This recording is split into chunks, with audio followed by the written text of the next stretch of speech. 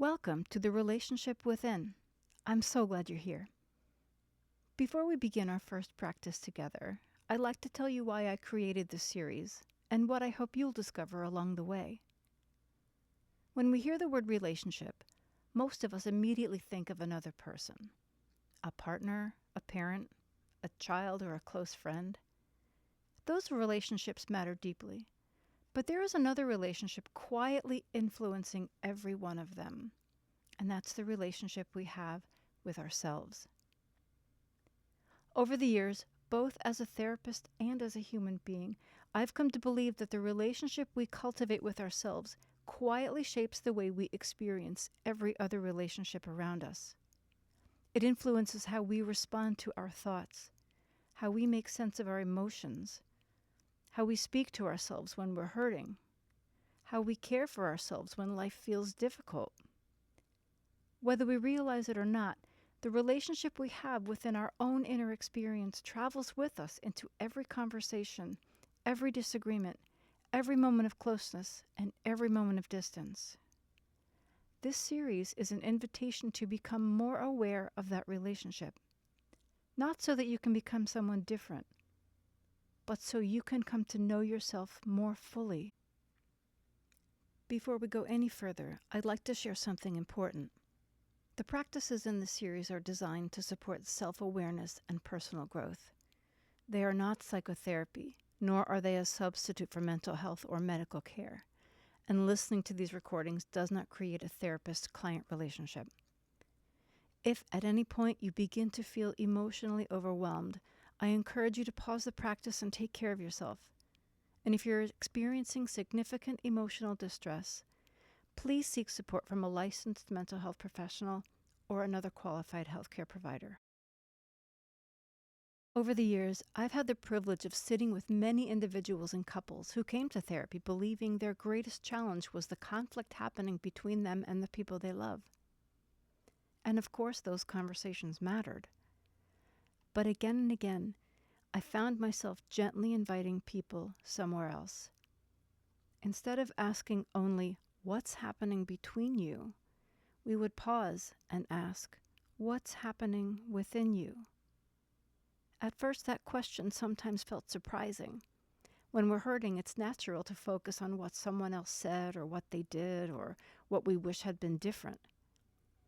But as people became curious about their own inner experience, something remarkable began to happen. They discovered space. Space between an emotion and a reaction. Space between a thought and the decision to believe it.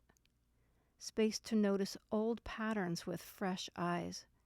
Space for greater understanding, greater compassion, and more intentional connection. Not because the other person suddenly changed, but because they began relating to themselves differently. This series grew out of those moments. It grew from watching people discover that the relationship we have with ourselves quietly shapes the way we show up in every other relationship. And that awareness, practiced gently and consistently, has the power to change us from the inside out. You may notice that I don't call these meditations. That's intentional. While these practices include mindfulness, they aren't about emptying your mind or achieving any kind of particular state. They're mindfulness practices, gentle opportunities to slow down, to notice your inner experience, and to become curious about the relationship you have with it.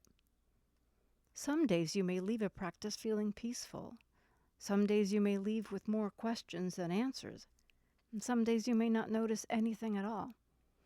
Each one of these experiences has value, because the purpose of these practices isn't to produce a particular feeling.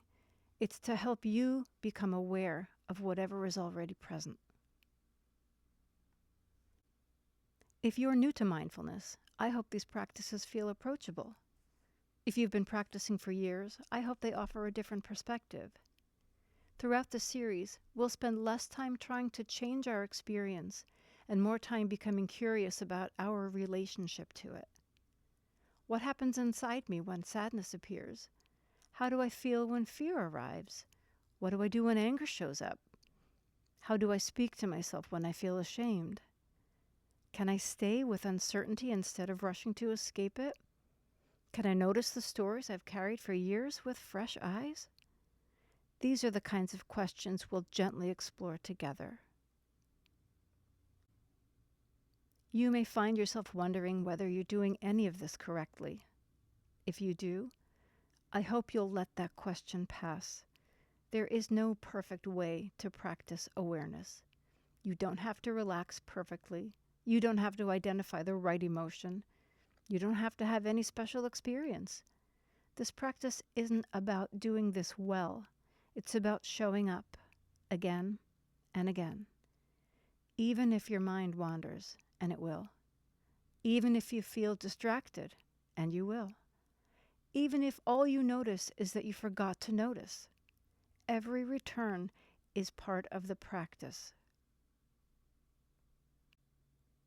One of the things I've learned, both personally and professionally, is that many of us spend an incredible amount of energy trying to change what we cannot control.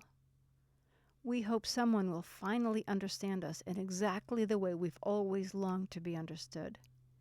We hope they'll know exactly what to say. We hope they'll respond differently, love us differently, see us differently. Sometimes we quietly hope another person will heal something in us that has been hurting for a very long time. Relationships can absolutely bring comfort. They can bring healing. They can help us grow. But no one else can become aware on our behalf. No one else can make peace with our past.